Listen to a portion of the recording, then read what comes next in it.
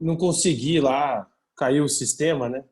A internet ia cair daqui, eu dei aula só pelo celular, pelo 4G, mas deu certo, né? E aí, na segunda-feira, a gente teve nossa avaliação, então acabou que a gente não deu continuidade aqui a esse conteúdo. Então, a gente vai trabalhar agora nesse conteúdo, matrizes energéticas, para a gente poder fechar esse livro e ir para o último livro do ano ainda. A gente tem mais um livro, né? Tem mais um livro ainda para ser trabalhado esse ano, tá? Deixa eu aceitar aqui. Acho que ele caiu. Beleza. Então, eu falei para vocês na aulinha passada dessas matrizes energéticas, né? Conjunto de fontes que um país possui ali, nós definimos como matriz energética. Aí eu citei o exemplo do Brasil, já que a gente vai falar de Brasil. Então, tudo que compõe a nossa matriz energética aqui, tudo que gera energia. Então, o Brasil tem uma matriz energética bem vasta, né? Bem rica, daria para a gente colocar assim, né? Porque nós temos petróleo, carvão mineral, energia hidrelétrica, né, termoelétricas, assim vai. Sem falar que nós temos também as fontes alternativas ou renováveis, né? Porque nós temos energia solar abundante, energia eólica, tá? Aí nós temos a biomassa, né, biodiesel, tá? Todas elas nós vamos falar um pouquinho aqui. Para quem não lembra, biomassa vem ali do bagaço da cana, né?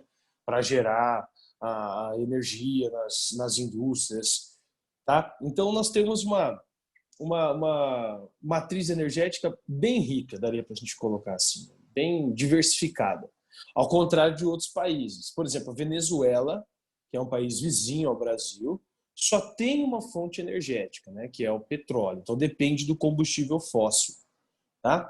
Então dentro da matriz energética que nós temos aí na categoria mundial, né, vamos pôr assim, mas aqui no Brasil também a gente poderia pôr como exemplo, nós temos uma divisão desses combustíveis, dessas fontes energéticas, entre não renováveis e fontes renováveis. Então, as não renováveis, para quem não lembra, são os combustíveis fósseis, aqueles que demoram muito tempo para se renovar, né? E as renováveis são aquelas em que a natureza repõe com uma frequência de tempo ali muito maior, né? A água, tá? O sol, o vento, né? A própria cana-de-açúcar, dependendo do pasto, então você tem ali o bagaço a todo momento para poder fazer, né? Gerar essa energia, beleza?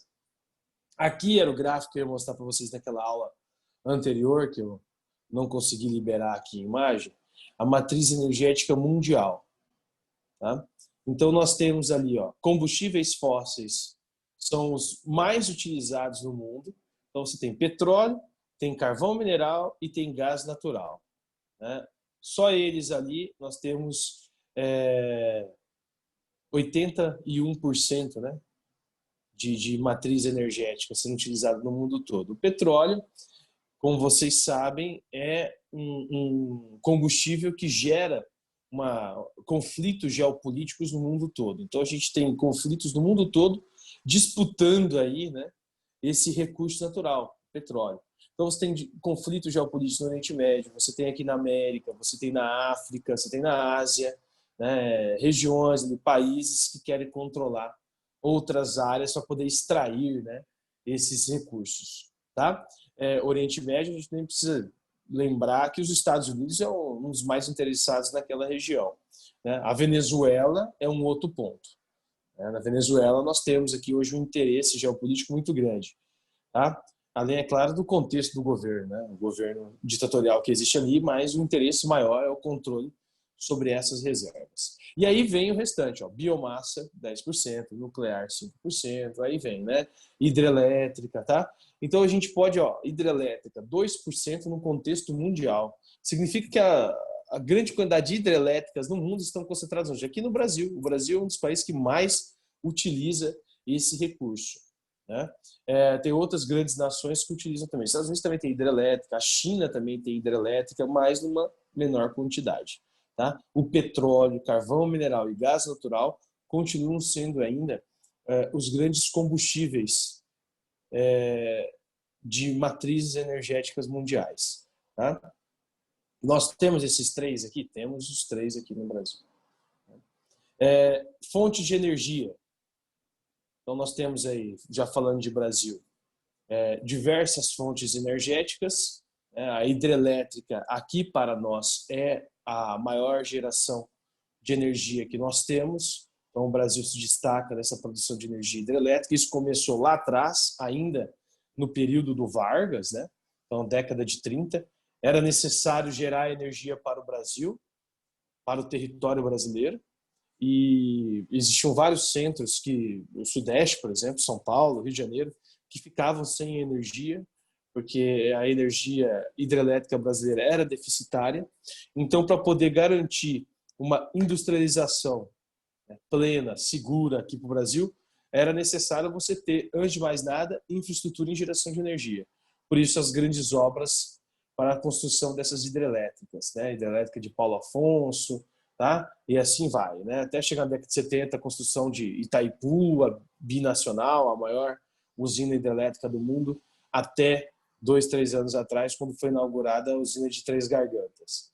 Então, o Brasil, o grande destaque dele na produção de energia está concentrado, ou está ligado ali, às hidrelétricas, né? Depois tem lá uma outra grande separação. Então, nós temos energia nuclear, mas bem pouquinha, né? Fica lá em Angra, na nossa geração de energia nuclear fica em Angra.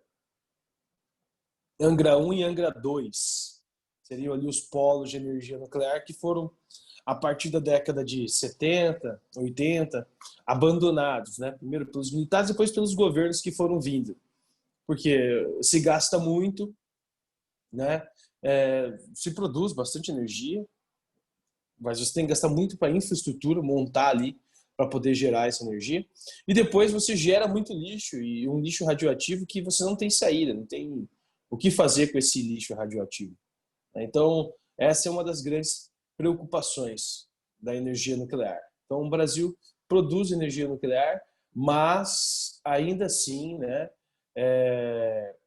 ainda assim em menor quantidade, tá? Aí nós temos o gás natural, 10%. Aí você fala, o Brasil utiliza muito gás natural, utiliza para manter, né, a produção de gás de cozinha, gás natural veicular, o GNV, né? Mas esse gás que nós utilizamos aqui não é uma produção brasileira, até porque nós somos escassos nesse tipo de combustível. Nós temos muito petróleo, mas nós não temos gás natural. Nós temos até carvão mineral, mas nós não temos gás natural. Esse gás natural que o Brasil utiliza aqui dentro do território vem da Bolívia. Uma parceria antiga que nós tínhamos com a Bolívia. A Petrobras tinha uma base lá, que depois da eleição do Evo Morales, essa base ela foi estatizada, era privatizada, virou estatizada da Bolívia, e a Bolívia passou a fornecer diretamente o gás natural para o Brasil. Então, como que esse gás chega aqui para a gente? Por gasodutos, né, que saem da Bolívia, passam para o Mato Grosso do Sul, até chegar lá em São Paulo e Rio de Janeiro. Tá? Então, esses gasodutos eles passam aqui, ó, pelo solo da nossa cidade, por exemplo. Quem conhece a Universidade Federal do Mato Grosso do Sul sabe que ali tem umas placas indicando, né, mostrando que não pode perfurar naquela área. Por quê? Porque por ali passam essas tubulações e aí você pode ter um vazamento, né? E aí uma contaminação, explosão, então há essa preocupação, tá? Petróleo e derivados também, a gente tem uma produção até satisfatória aqui dentro. O mais interessante é que a gente hoje não consegue destilar esse petróleo. Então a gente tem uma grande reserva, outros países exploram e depois vendem a gasolina para a gente. Então a gente está importando gasolina. Por isso a elevação do preço da gasolina, né, tão grande nos últimos anos. Em alguns meses chegando a 5, 6 reais. Parece até que acompanha o dólar. Não, não é que parece que acompanha o dólar. Tem acompanhado o dólar, porque se nós estamos importando combustível, significa que nós estamos pagando em dólar essa importação, né? E vocês sabem que o dólar nos últimos meses, ou nos 2 últimos anos, do ano passado para esse ano, ele teve uma supervalorização, né, em cima da nossa moeda, porque a nossa moeda desvalorizou. Um sinal disso é imprimir moedas com uma numeração mais alta. Agora a gente tem uma moeda de R$ 200. Isso já mostra que a hiperinflação está chegando no Brasil a um nível que a gente não vai conseguir controlar, né? Então isso é preocupante, tá? Solar e eólica, lá, torno de 7%. Essa é uma energia sustentável, né? Você usar aerogeradores, né, que são aquelas hélices gigantes lá da energia eólica, tá? Você utilizar os painéis solares, muito interessante, né? Mas é uma energia ainda de infraestrutura muito cara. Então, para você ter, por exemplo, essas placas solares no telhado da sua casa, tem que gastar um dinheiro, né? Você tem isenção ali. Querem derrubar essas isenções, mas ainda tem alguma isenção, tudo, mas não fica, né, disponível a toda a camada da população brasileira. É uma pequena camada que vai utilizar, né, essa energia solar, tá? E a biomassa, que aqui no nosso território ela vem do bagaço da cana. Então a cana que chegou lá em 1532 com Martim Afonso, né, e servia para geração de produção de açúcar para a Europa, aqui dentro do Brasil ela foi ganhando outras finalidades, né? Então ela fica de 1500 até 1970 servindo apenas para produção de açúcar para vender, mercado interno e produção de cachaça, né, de pinga.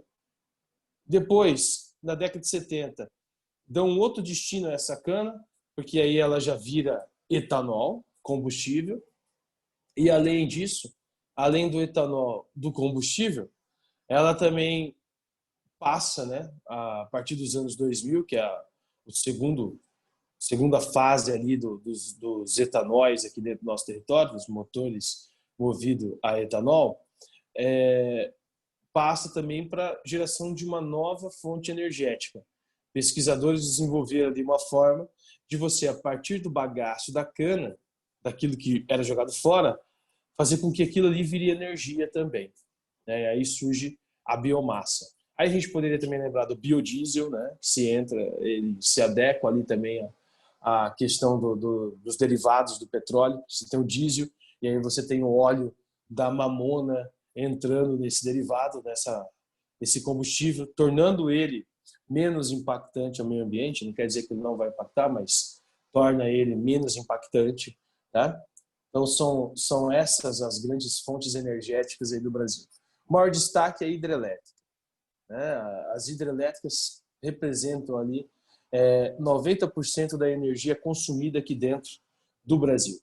Então nós utilizamos muita energia hidrelétrica, principalmente para casas e indústrias. É claro que para combustíveis fósseis, os carros, eles utilizam, né, outros tipos de fontes energéticas. Eles não utilizam a água, né, nem energia elétrica ainda, apesar de a gente já saber que existem motos elétricas, bicicletas, já tem carros elétricos aqui no Brasil, ainda não, né, só motos, mas esses produtos eles já existem, tá?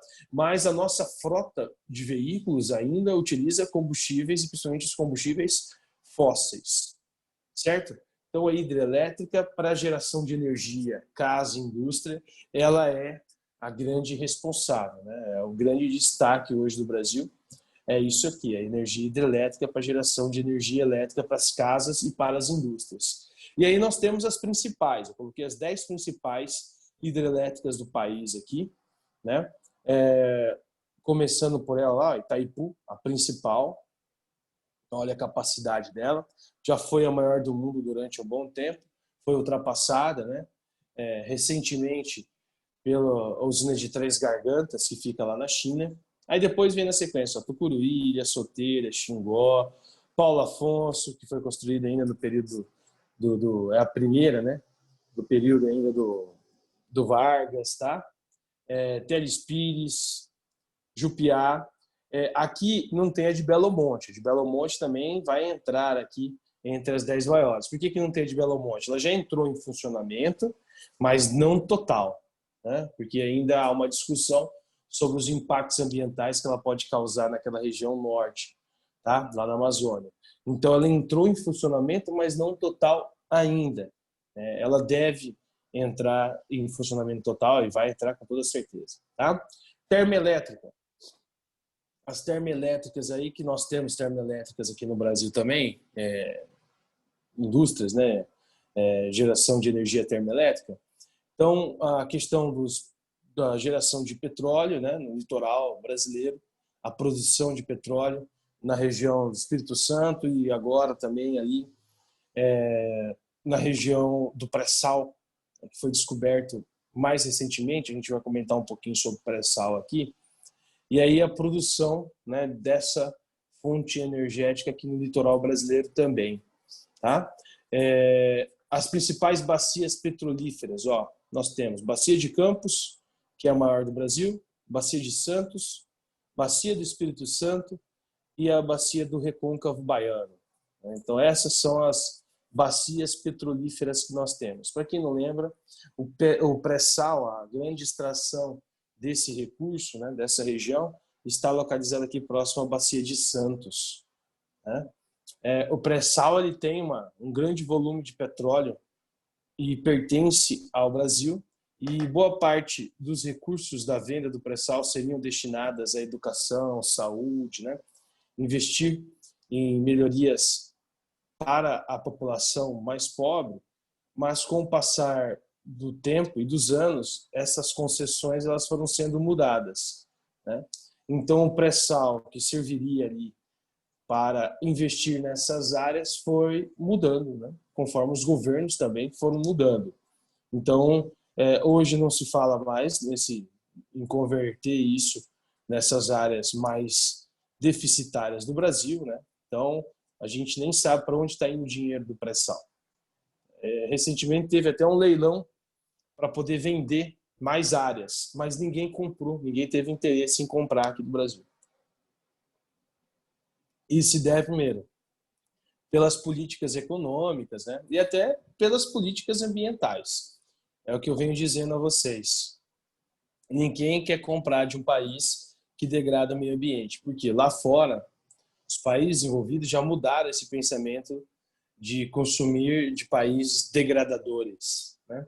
Então, para a gente poder atrair investimentos, nós temos que investir nessa manutenção, nessa conservação do meio ambiente também faz parte, tá? Além disso, foram descobertas recentemente reservas de petróleo na camada do pré-sal, né? Litoral ali de Santos e Espírito Santo.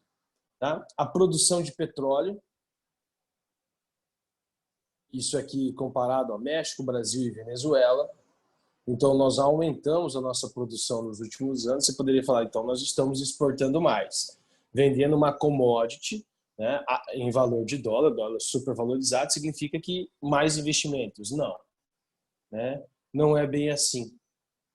Porque nós temos muita gente competindo com a gente e nós temos hoje empresas estrangeiras extraindo aqui o petróleo. Então, tem empresas estrangeiras extraindo recursos que é nosso. A gente tem Dinamarca, né? A gente tem empresas da Bélgica extraindo aqui do litoral e comercializando lá na Europa e depois vendendo combustível, vendendo a gasolina aqui para a gente também. Tá? Carvão mineral. Ó, produção de carvão mineral. Sul do Brasil é onde nós temos aqui a presença desse carvão mineral, uma menor quantidade. E um outro ponto também interessante, nosso carvão mineral ele não é de uma combustão muito boa. Então ele não é um carvão mineral do padrão, por exemplo, da primeira revolução industrial lá da Europa, né, da Inglaterra. Não é. Ele é um carvão mineral, tem lá as qualidades dele, mas de combustão muito mais baixa. Então a gente quase não escuta falar dessa produção de energia, né? Essa produção de carvão mineral ele fica mais para a região sul ali, das termoelétricas da região sul do Brasil. Então Santa Catarina, né, Paraná, Rio Grande do Sul, eles utilizam ali o carvão mineral, tá? Em grande quantidade até, né? Exploram em grande quantidade esse recurso, tá? O restante do país fica muito mais ligado ali a hidrelétricas, né? Inclusive a região sul também, e petróleo, tá? Petróleo extraído, né? Porque aí tem os derivados, né? A gasolina, o diesel, que serve aí para abastecer os veículos principalmente, né? Então, ó, não é de boa qualidade, que faz com que o país, ó, 60% do que consome ali, né? Então a gente utiliza esse carvão mineral explorado. Lembrando que isso aqui são combustíveis fósseis, né? Então a gente está falando só de combustíveis fósseis, falamos um pouquinho das hidrelétricas, mas combustíveis fósseis na sequência. Gás natural esse gás natural aqui que nós consumimos, aquele detalhe que eu falei para vocês, nós não temos reservas de gás natural, mas eles também são hidrocarbonetos. Aí você fala assim, nossa, hidrocarboneto se encaixa com outro combustível fóssil, o petróleo, que também é um hidrocarboneto. Então, esse gás natural que nós utilizamos aqui, eles têm ali uma aproximação muito forte com o combustível petróleo, né? Apesar de que a Bolívia, que é a principal fornecedora de gás natural para a gente, ela não tem reservas de petróleo lá, não possui. Tá? Interessante, né? Geralmente a gente extrai o gás natural de reservas de petróleo também. Tem os dois combustíveis juntos. Na Bolívia, isso não ocorre. Lá na Bolívia, eles são dependentes do petróleo de outras nações. Eles são dependentes do petróleo brasileiro, são dependentes do petróleo venezuelano, né? Então, faz parte aí. A Bolívia está inserida no contexto do Mercosul, não como membro permanente, mas como visitante, né? Sempre está composta ali, presente nas reuniões, tudo. Tá? Então, lá, hidrocarbonetos como metano, né? 70%, tá?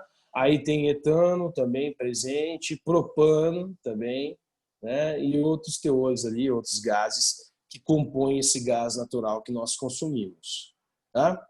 Então, ó, associado e não associado, há uma diferença entre eles, duas categorias, né? Então, associado é aquele que no reservatório geológico se encontra dissolvido do petróleo, então você pode encontrar os dois na mesma reserva, né? Esse é o associado, ou sob a forma de uma capa de gás, ó, tá? E o não associado é aquele que está livre do óleo e da água do reservatório. Então, é esse aqui que nós encontramos ali, né? Na Bolívia, que a Bolívia nos fornece, tá?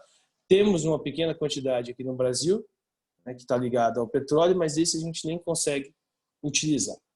Além disso, ó, o gás natural se distribui entre diversos setores, consumo, fins energéticos, né?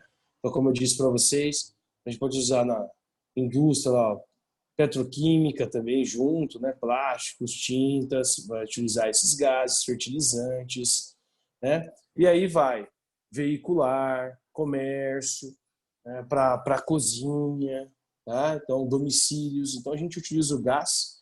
Esse combustível, se a gente for utilizar, se a gente for analisar, ele é muito mais necessário do que todos os outros combustíveis que nós utilizamos fósseis. É muito mais necessário, por exemplo, que o gás, que o carvão mineral e que o petróleo. Você fala assim, mas o petróleo é necessário para eu poder me locomover, mas você tem combustível alternativo ao petróleo aqui no Brasil, você teria o etanol, né? Mas para cozinhar em casa, você depende desse gás, né? É claro que nos últimos anos ele aumentou também, então tem muitas famílias que abandonaram o uso do gás. Estão usando o quê? Lenha para cozinhar, né? Então, estão fazendo fogão a lenha e utilizando lenha todo dia. Há um risco, né, de se queimar, mas é uma saída também aqui no Brasil hoje. Já que, não sei se vocês acompanharam ontem, saíram outros indicadores do IBGE mostrando que o Brasil aumentou o índice de fome, pobreza e miséria, né? Então, o IBGE mostrou que nós atingimos a mais alta marca de fome, pobreza e miséria dos últimos anos, desde a década de 80. Olha, interessante. Tá? Centrais termoelétricas aqui do Brasil, essas são as principais centrais termoelétricas. Você vai achar, nossa, mas o que é isso aí? Ó, as usinas, né, as usinas aqui, os municípios, a potência que cada uma gera, tá? Interessante isso aí, ó. Óleo significa petróleo. Esse aqui, por exemplo, ó, Igarapé, que fica lá em São Paulo, né? China em São Paulo, município de Minas Gerais, então fornece para São Paulo energia. Olha a potência dela. Então, depois vocês vão poder pegar esse material aqui, dar uma olhadinha também. Todas elas são usinas, todas. Tá? Esse aqui também é um gráfico, uma tabelinha, né, que está ligada lá à geração de energia de termoelétricas do IBGE. Bem fácil também de acessar, vocês têm acesso a todas essas informações se vocês quiserem. Tá? Basta entrar no IBGE, o IBGE traz tudo para vocês. Se quiser saber de cana, tem o CanaSat. Então, tem vários sites aí que trazem todas essas informações para a gente poder entender quais são as principais energias, né, as mais utilizadas pela sociedade aqui no Brasil. Tá? Energia nuclear. Essa energia nuclear, no mundo todo, ela é muito utilizada, né? Em países com territórios pequenos também utilizam. Teve destaque ali na Segunda Guerra Mundial e depois da Segunda Guerra Mundial, principalmente o enriquecimento do urânio para a fabricação de armas, mas logo também se concluiu que poderia gerar energia com ele. E utilizando uma pequena quantidade de material, você gerava muita energia. Nesse ponto, é muito produtivo, né? E é uma energia limpa, desde que você monte uma infraestrutura adequada.